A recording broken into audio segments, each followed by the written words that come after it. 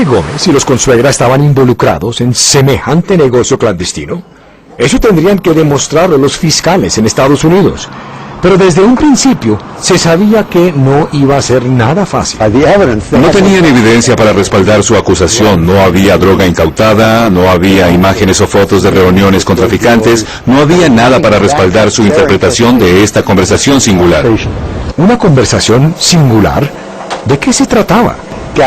En el caso de los consuegra, ellos tenían una sola conversación grabada que era bastante ambigua. Lo tenían grabado hablando por teléfono en lo que podría ser interpretado como una transacción de drogas. ¿De qué podrían haber hablado los consuegra con Juan Vicente Gómez que fuera tan comprometedor como para motivar su extradición? Sobre unos plátanos que él necesitaba. Él pide 100 plátanos y yo, con tal de ganarme eso, me pongo de acuerdo con el señor y le digo que sí, que yo voy. Consuegra asegura que ese día estaban hablando con Gómez sobre plátanos, pero que el DAS no lo interpretó así, y por eso lo detuvieron. Ellos interpretan diciendo de que cuando nosotros hablamos de 100 plátanos, son 100 kilos de cocaína que yo, Gabriel Consuegra Arroyo, le voy a vender al señor Juan Vicente Gómez, que el señor Gabriel Consuegra Martínez los tiene y que yo se los voy a vender al señor Juan Vicente Gómez, donde son simplemente plátanos. Obviamente, las personas que están involucradas en este tipo de temas, pues hablan en forma encriptada. Eso es apenas lógico. ¿Y esas conversaciones eran sobre qué? De la cantidad que pueden conseguir. La cantidad de droga, según él. Y ese fue el diminuto pedazo de evidencia que los fiscales norteamericanos utilizaron para tratar de demostrarles a los jueces en Nueva York que los Consuegra y Gómez pertenecían a una red de narcotráfico. Sam Tauken, abogado de Consuegra padre, recuerda con claridad las palabras de un fiscal en el proceso. Decía que los traficantes no levantan el teléfono para decir, ¿me puedes mandar un kilo por $45,000? Esa no sería la forma de hablar. ¿O me puedes dar cocaína o heroína? Decía que siempre hablaban en clave. ¿Puedo tener las bananas? ¿Puedo tener algo? Y es cierto, los narcotraficantes casi siempre hablan en clave, pero la fuerza del caso de los fiscales norteamericanos dependía mucho de la calidad de la investigación del DAS de Colombia, que al parecer fue débil y hecha de afán. Si hay pruebas que demuestran tangiblemente que ellos estaban involucrados en el movimiento de droga, ¿o simplemente fueron llamadas? Obviamente son conversaciones donde hablan de la droga, de la calidad de la droga, de la cantidad que pueden conseguir. ¿Usted sigue creyendo que ellos son narcotraficantes? No, los Consuegra no. Bueno, los Consuegra hacen parte de la cadena de la organización, la cadena de más bajo nivel. Seguramente los Consuegra no tenían relación directa con los capos. Esta falta de pruebas era notoria y por eso los abogados Tauken y Young les insistieron a los fiscales que los Consuegra no eran traficantes, que no estaban hablando en clave y que cuando hablaban de plátano era simplemente porque ellos, pues, eran plataneros. Usted no puede depender de eso como evidencia. Esa es una de muchas interpretaciones de esa conversación. Los fiscales escogieron la interpretación más siniestra, pero no tenían evidencia para respaldarla. Ellos no estaban hablando de drogas, estaban hablando de bananos. Sin embargo, mi firme convicción de eso no quiere decir nada. La forma como funciona el sistema legal acá es así. Habríamos tenido que ir a un juicio y convencer a un jurado compuesto por 12 ciudadanos del distrito de Nueva York de que los Consuegra no estaban hablando de drogas, sino de bananos. Y con el respaldo de sus abogados, los Consuegra tenían la opción de solicitar un juicio federal para tratar de demostrar que eran inocentes. ¿Cree usted que si él hubiera pedido un juicio declarando una inocencia, habría podido ganar?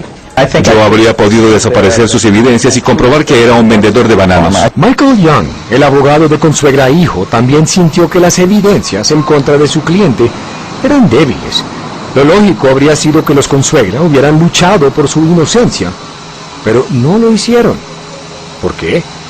A veces en el complejo laberinto del sistema judicial de los Estados Unidos, lo que es lógico no necesariamente es lo más conveniente. Si los colombianos hubieran querido demostrar su inocencia, el juicio habría sido largo y muy difícil. Los fiscales, ya retados, hubieran conseguido toda clase de evidencias y habrían convocado a algunos convictos narcotraficantes para lograr unos testimonios, y estos, con tal de lograr una reducción de pena, habrían podido decir cualquier cosa contra los Consuegra y contra Gómez.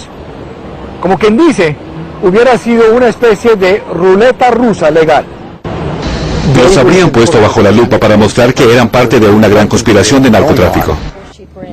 La abogada Heather Shaner sabe que esa impresión habría marcado a los 12 miembros del jurado que tenían la responsabilidad de emitir un veredicto en este caso. Lo sabe porque ha representado a muchos extraditados colombianos en Estados Unidos y según ella, muy pocos han sido grandes narcotraficantes.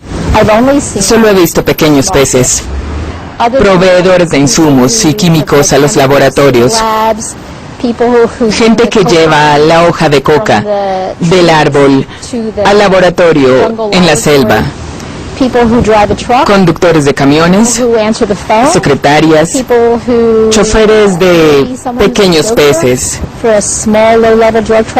Peces pequeños extraditados y que los fiscales norteamericanos muchas veces perfilan como grandes capos ante los jurados. Por lo general, los miembros del jurado suelen creer en el gobierno. Creo que hay una presunción de que si el gobierno trae a un colombiano a juicio, probablemente es culpable.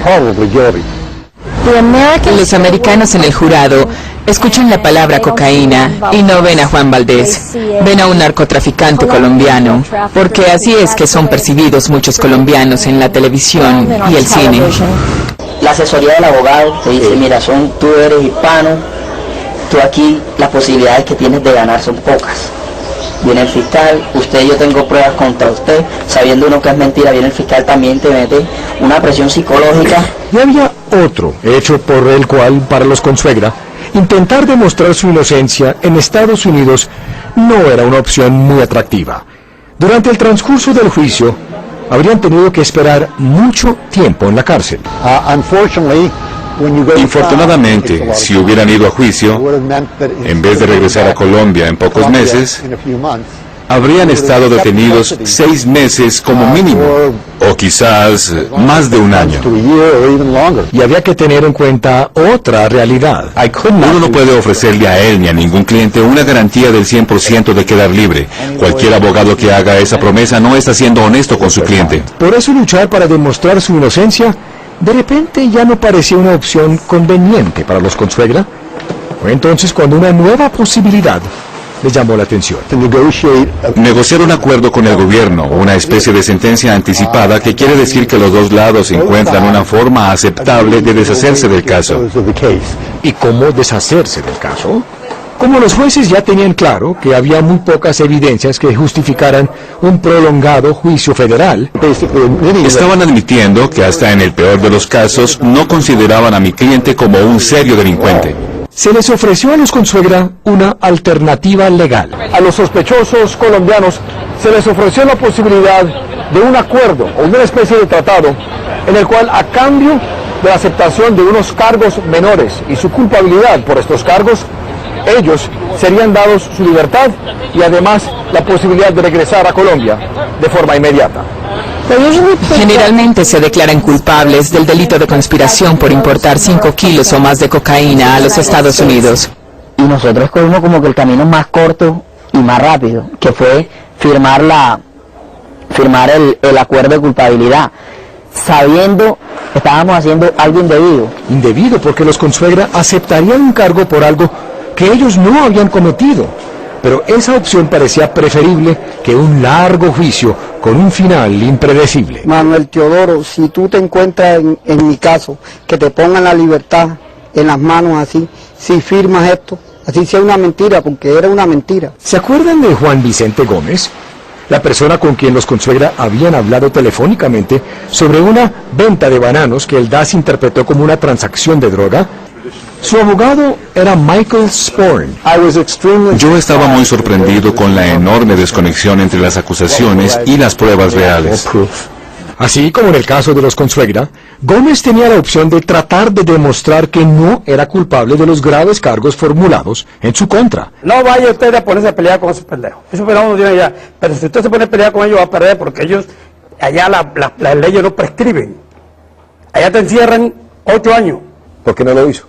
Porque tengo 72 años. Yo tuviera 50 años, yo me le quedaba aquí los 14 años que ustedes dicen. Sí, ¿Para demostrar? Yo me le hubiera quedado. ¿Para demostrar qué? Que era inocente. Porque ellos no tenían nada. Al igual que los Consuegra y otros 11 colombianos extraditados por este mismo caso, Gómez aceptó la oferta de quedar libre a cambio de aceptar cargos por un delito menor. De 12 personas que cogieron el 12 de junio del 2005, el día de hoy, no hay ninguna persona presa del caso de nosotros. Toditos están libres. Pero todos quedaron tildados de narcotraficantes ante la justicia norteamericana. Posiblemente ninguno de ellos podrá regresar a los Estados Unidos de querer hacerlo. El daño ha sido grande. Singular, ¿de qué se trataba? En el caso de los Consuegra, ellos tenían una sola conversación grabada que era bastante ambigua. Lo tenían grabado hablando por teléfono en lo que podría ser interpretado como una transacción de drogas. ¿De qué podrían haber hablado los Consuegra con Juan Vicente Gómez que fuera tan comprometedor como para motivar su extradición? Sobre unos plátanos que él necesitaba. Él pide 100 plátanos y yo, con tal de ganarme eso, me pongo de acuerdo con el señor y le digo que sí, que yo voy. Consuegra asegura que ese día estaban hablando con Gómez sobre plátanos, pero que el DAS no lo interpretó así y por eso lo detuvieron. Ellos interpretan diciendo de que cuando nosotros hablamos de 100 plátanos, son 100 kilos de cocaína que yo, Gabriel Consuegra Arroyo, le voy a vender al señor Juan Vicente Gómez, que el señor Gabriel Consuegra Martínez los tiene y que yo se los voy a vender al señor Juan Vicente Gómez, donde son simplemente plátanos. Obviamente, las personas que están involucradas en este tipo de temas, pues hablan en forma encriptada. Eso es apenas lógico. ¿Y esas conversaciones eran sobre qué? De la cantidad que pueden conseguir. La cantidad de droga, según él. Y ese fue el diminuto pedazo de evidencia que los fiscales que Gómez y los Consuegra estaban involucrados en semejante negocio clandestino. Eso tendrían que demostrarlo los fiscales en Estados Unidos. Pero desde un principio se sabía que no iba a ser nada fácil. No tenían evidencia para respaldar su acusación. No había droga incautada, no había imágenes o fotos de reuniones con traficantes, no había nada para respaldar su interpretación de esta conversación singular. Una conversación que los norteamericanos utilizaron para tratar de demostrarles a los jueces en Nueva York que los Consuegra y Gómez pertenecían a una red de narcotráfico. Sam Tauken, abogado de Consuegra padre, recuerda con claridad las palabras de un fiscal en el proceso. Decía que los traficantes no levantan el teléfono para decir, ¿me puedes mandar un kilo por $45,000? Esa